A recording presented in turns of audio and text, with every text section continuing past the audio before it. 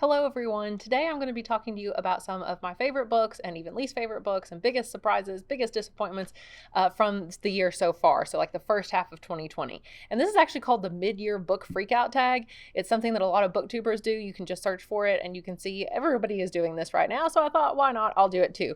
I'm going to be answering a series of 15 questions about books I've read so far this year. So let's go and get started.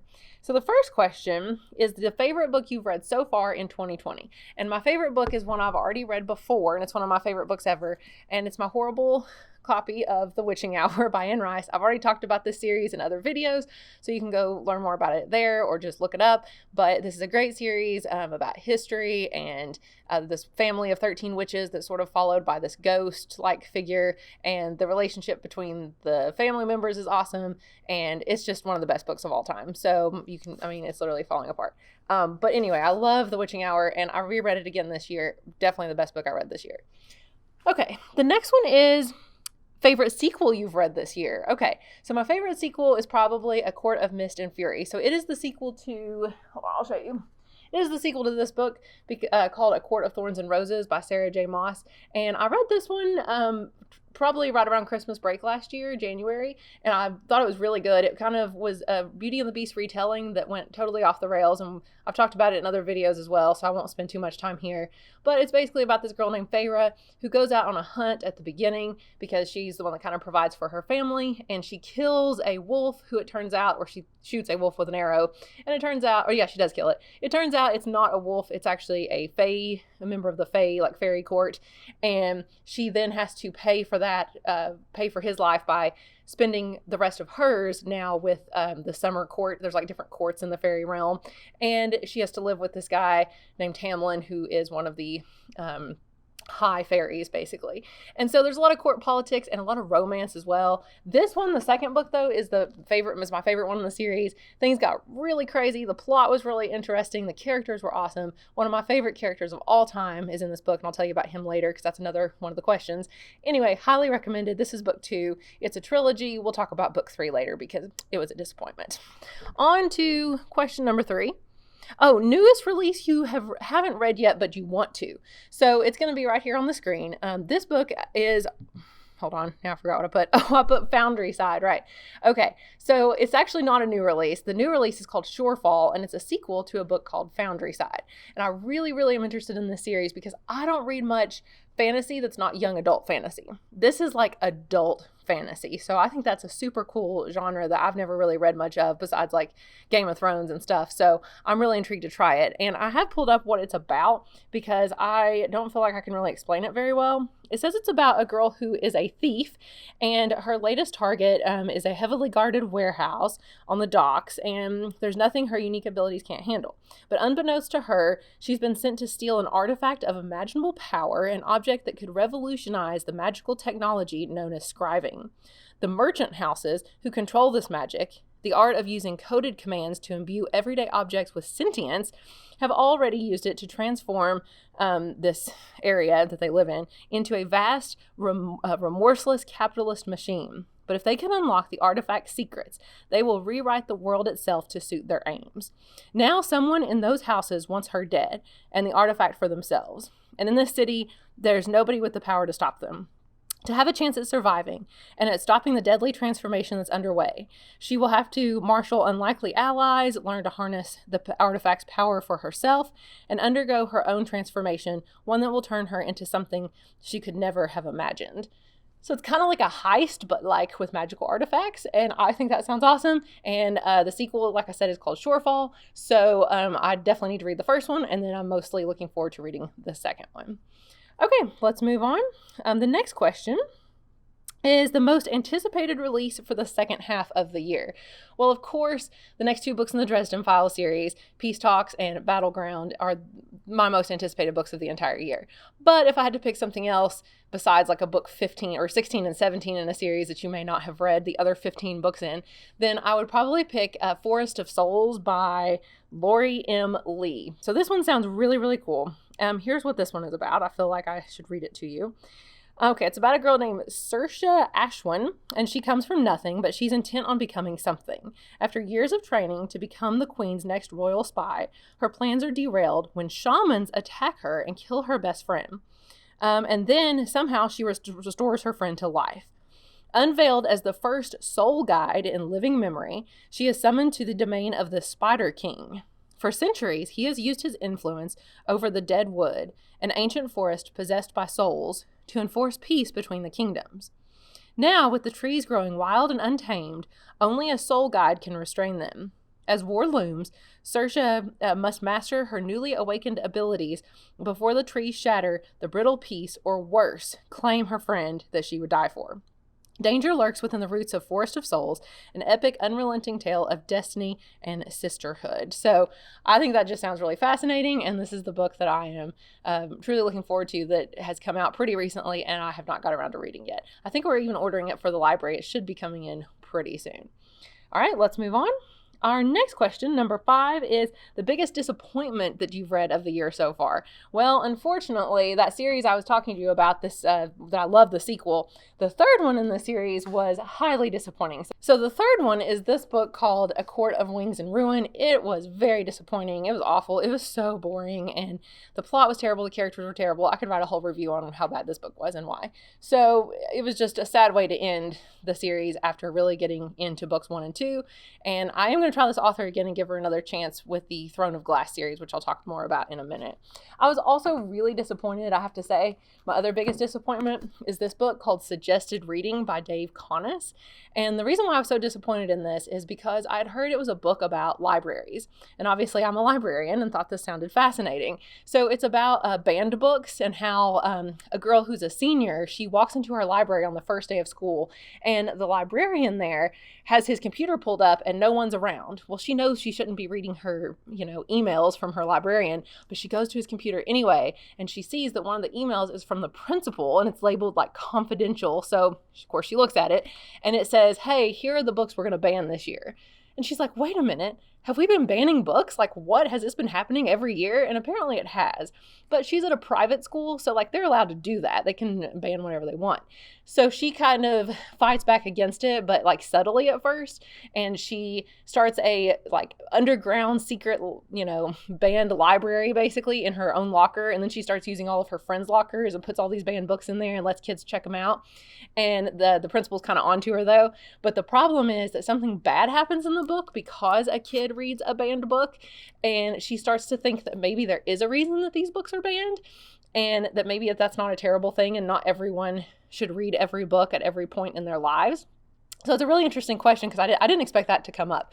But I thought that because the book was about books and libraries that I would love it, but it was so boring, and the character was just kind of annoying. She's really she's really smart and full of herself, but I don't know. I just didn't like her personality. It's really short. There's very few words on each page, as you can see. But I just was so looking forward to it, and it wasn't very good. Okay, so let's move on. Our next question is number 6, which is the biggest surprise of the year. So I'd say the biggest surprise for me is probably this one, which is called The Hive by Barry Lyga and Morgan Baden.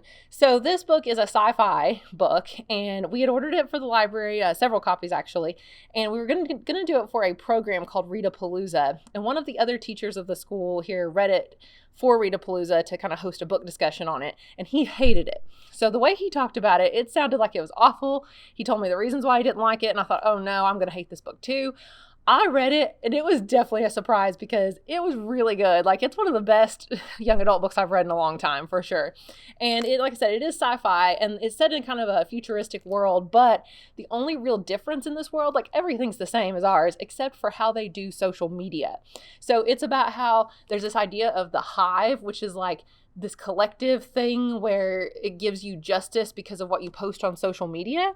So if you get a level 1 condemn, you get condemns, instead of people just liking your post or disliking it, they can also condemn it.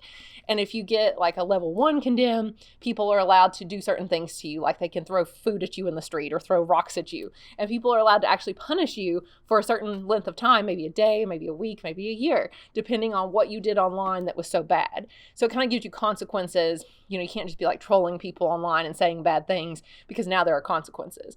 But Cassie, our main character, her father has just died, and it's a little bit mysterious, of course. He was a master computer hacker, and the government was kind of out to get him, and he taught her everything that he knows or knew about computer hacking. So now she's a master hacker at, like, you know, age 17 or whatever. So she moves to a new school at the beginning, and she's trying to impress some of the new, you know, some of the popular girls. So they convince her to make a Facebook post, or just a post on their social media, about the president's new grandbaby. So she makes this insulting post to insult the president's grandbaby, and it gets out of control, and she gets condemned like level 5, which is just never heard of, and people can kill her on sight, and she's on the run, and she has to team up with these other people, and she's a hacker, so she can start figuring out secrets that maybe the government didn't want her to know, or, you know, find out more about her dad. And it was really good. It's super fast paced, and it is not a series. It's a one-off book. You can just read this and that's it. You don't have to commit to anything else. So highly recommend The Hive. Really surprising. All right, let's move on to the next one. The next one is, let's see, number 7, favorite new author. My favorite new author is probably Malcolm Gladwell, and he wrote this book called Outliers, among many other books, but this is the only one I've read by him so far, although I'm definitely going to be reading more because his writing was phenomenal. So this is a nonfiction book about why people are successful. The subtitle is The Story of Success, and it's basically about how everyone thinks that people are successful because of their just innate abilities that they were born with, or because they're, you know, just really dedicated and they just practice a lot, or they're, you know, their hard work just kicked in or whatever. Well, he says that actually success is a lot of times due to weird factors that we can't control. He talks about the time of year you were born can contribute to your success. He talks about like Bill Gates, for example, and Steve Jobs. If they weren't born pretty much the year that they were born in, then, and had the circumstances surrounding them that they did during that time, there would be no way that they would be where they are now. And that anybody kind of born in their circumstances probably would have been able to do the same things that they did. It's not just that they were geniuses or something. He also talks about the smartest man in the world, who has the highest IQ, and why we've never really heard of him, because he didn't have those opportunities and he wasn't able to be as successful as you would expect the smartest man in the world to be, just because he didn't have those same weird opportunities that other people did. And anyway, he tells a lot of different things that all kind of connect, like these outliers, like why Korean airline pilots were crashing planes more so than anyone else. It's really interesting. So it's very, very easy to read for a nonfiction book. It was very fun. I couldn't put it down, and he is my new favorite author, and I cannot wait to read more books by Malcolm Gladwell. Okay, moving on. Our next question is, 8 and 9 is, questions 8 and 9 are your newest fictional crush and your newest favorite character, which for me it's the same, and that is from that Court of Thorns and Roses series, and this one of course was my favorite. But there's a character named, I called him Rysand, I guess it's Rysand, but I like calling him Rysand because that's what I started calling him. And anyway, he is super, you know, bad and cool, and wears, you know, black leather, and just, you know, kind of a bad boy, but then winds up being kind of good, sort of, but got a lot of personality and, you know, a lot of sarcasm, and super cool, super powerful. He's from the Night Court. He's actually like the Lord of the Night Court, so he's like super awesome. Anyway, definitely my new favorite character. All right, let's move on. Number 10 is a book that made you cry. I don't cry at books, and I also don't even read books that make me cry because I don't like that. I don't want to cry. So I would say the only book I read that's actually kind of sad is probably this one, and it's called I Was Here by Gail Forman. It's sort of a mystery slash just, you know, realistic fiction novel. It's pretty short. It's just about a girl who her best friend committed suicide. And they have been out of high school for a year now, and her friend had gone off to college, but she hasn't. And so she's got to kind of piece together in that year that they've been apart what happened to her friend and why she would have done this. So she goes and meets her like college roommates and tracks down a guy that this new girl, or, you know, the girl kind of liked. And she kind of has to piece it together as to who led her to want to kill herself. And the main girl almost kind of starts going down the same path as her friend, but she also has to kind of come up with her own identity, because it turns out she has never really had her own. She's just been known as like Meg's best friend, and that's who she was. So now she's got to find her own identity as well. But it was definitely pretty sad, and it ends well though, so at least there was that. But it was the closest thing, I guess, to making me cry, because it was a little bit sad. So the next book is a book that made you happy. Is that what it is? Yeah, a book that made you happy. And mine would definitely be this book. And I know I've talked about this book before, Hold Me Closer, Necromancer by Lish McBride. So funny. It made me so happy. It was cracking me up. It's so fast-paced. It was just so much fun. And of course, it's about a kid that figures out he's a necromancer who can raise people from the dead. And there's werewolves, and there's a girl that is just a decapitated head that talks. And it was just, I don't know, it was just so fun and really funny, and it was also a surprise. Each chapter title is like some sort of play on words from a song, which I thought was really funny, and it's very fast-paced, so, I mean, definitely read this book. Like I said, the sequel wasn't as good. I talked about that in another video, but this first one was wonderful. Hold Me Closer, Necromancer. All right, let's move on. The next question is your favorite book to film adaptation that you've seen this year. So I've not seen a lot of movies this year, especially with like the virus and all. You know, not very many new ones are coming out, but I would say it's actually more of a TV show, but it is definitely my favorite, and it is Good Omens. So I actually saw the show before I read this book, and I loved the show. I think it's on Amazon Prime. So I'd actually watched it before, but I started rewatching it this year, so I'm going to count it as a one that I've seen this year. And then I read the book last year as well after I loved the show, and now I'm rewatching the show again. It is really funny and witty. It might not appeal to everybody's sense of humor, but I loved it. And basically the plot is that it's the end of the world. It's like doomsday coming, and the two main characters are an angel and a demon.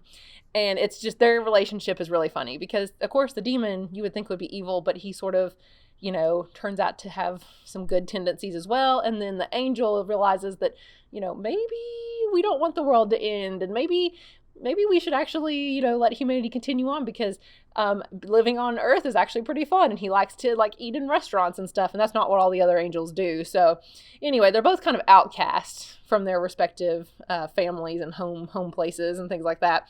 And anyway, so it's just really funny, and they have to stop the end of the world, and they only have like 7 days to do it, or 5, or whatever it was. And it's crazy. And there's a lot of other characters too. There's like a witch hunter, and then there's a lady that is a witch who can basically foresee the future, kind of based on her ancestor from the 1600s, like prophecies or something, which is actually the subtitle, The Nice and Accurate Prophecies of Agnes Nutter, Witch, from like the 1600s. Anyway, it's crazy, but the show is great, and you should totally check it out. I think, like I said, it's on Amazon Prime. Okay, so we've got 3 questions left, and 13 doesn't apply to me because it just says your favorite review that you've written this year, and I've not written any book reviews, so I don't really do Goodreads or anything. Question 14 is most beautiful book you've bought this year. I've not really bought a lot of books this year, but I'd say the prettiest book is, let me try to reach it. I've got all my books over here. This one, which is sort of the little novella that is in the same series of Court of Thorns and Roses that I showed you a minute ago, Court of Frost and Starlight. It was awful. I told you about it in another video. It was terrible, but it is, and I'll be telling you more in my June wrap-up video about this one as well. So, but I would say it's definitely the prettiest book I bought this year. I love it. It's very beautiful. It's very fun and appealing, and the letters stick out, and I love it. Okay, and the last question is actually really long, so I'm just going to kind of go through it as fast as I can. It says, what books do you still need to read by the end of the year? I need to read a lot of books by the end of the year, but I tried to narrow it down to just a few that I want to talk to you about. Okay, so I got a whole stack of these that I want to read by the end of the year. One of them is called Slay by Brittany Morris. All I know is it's about a girl who's a computer gamer. It's something to do with gaming, but like sci-fi and futuristic and stuff, and it sounded really cool. So I want to read that one. I also want to read The Once and Future King by T.H. White. There's a student in my library who talks about this book all the time, and I've always wanted to read it. I love stories about Merlin and King Arthur, and that's exactly what this is. So I do plan on reading this one as well. Okay, the next one is a book by Brandon Sanderson. All I know is that I've never read a book by Brandon Sanderson, and every single booktuber seems to love him, and somehow I have missed out on his books. I mean, it's definitely fantasy, and this one's actually, I think, kind of sci-fi too. This is what I'm going to start with, called Skyward. I don't know anything about it. I only picked it up because it was by Brandon Sanderson and we had it in our library. But I know he has another series called Mistborn that is supposed to be incredibly popular as well. But I guess I'm going to start with this one because it's what I have. The next one is called Spinning Silver by Naomi Novik. I think I kind of mentioned this in my book haul video, my unboxing video, but it is a retelling of Rumpelstiltskin, and it is sort of a adult book written also for young adults. So both can read it. It's not just young adults. So I'm pretty excited about that. 3 more. Circe, I'm going to start reading this one like next month. I think this is going to be on my July TBR list because I think it sounds amazing. It's about Greek mythology, and I love anything to do with Greek mythology, so I'm definitely going to read this one. Next is I would like to read the entire Throne of Glass series. Sarah J. Maas is the author. Like I mentioned, she wrote my Court of Thorns and Roses series, and I'm going to give her another shot, although I hear that it kind of happens with this series too, where it starts off good and then maybe like first 2 books are good, then it goes downhill. I know there's a bunch of books in this series, like 8 or something, but I'm going to give it a try and just see how it goes. And the last books I want to read are a series, and these are called Illuminae, the Illuminae Files by Amy Kaufman and Jay Kristoff, and they are sci-fi young adult novels. And the coolest thing about these books is that they are not written like your normal books. Like every single page is written really interesting. It's like a series of leaked documents and hacked files and transcripts, things like that, diary entries, letters, there's a transcript there. So it's really unique, and I think that this will be the reason that I like it the most. I know it's about like a spaceship that is destroyed, or a planet that's destroyed or something, and they have to figure out like why that happened. And that's about all I know. So I know there are 3 in the series as well. It's a trilogy, and they're all written this way. So I did try reading one other book by Jay Kristoff, and I did not like it, and I had to just put it down and stop. So I'm hoping that this one is a lot better. So that is my list of books that I definitely want to get to by the end of the year, but I'm hoping, of course, to read a lot more than that. And obviously the next 2 books in the Dresden Files series, because like those are the things I've been looking forward to all year. So that is the mid-year book freakout tag. I've answered all 15 questions. Hopefully I showed you a few books that you might be interested in as well, and we'll see if I get to all these books this year. So thank you guys for watching, and check back for another video soon. Have a good day.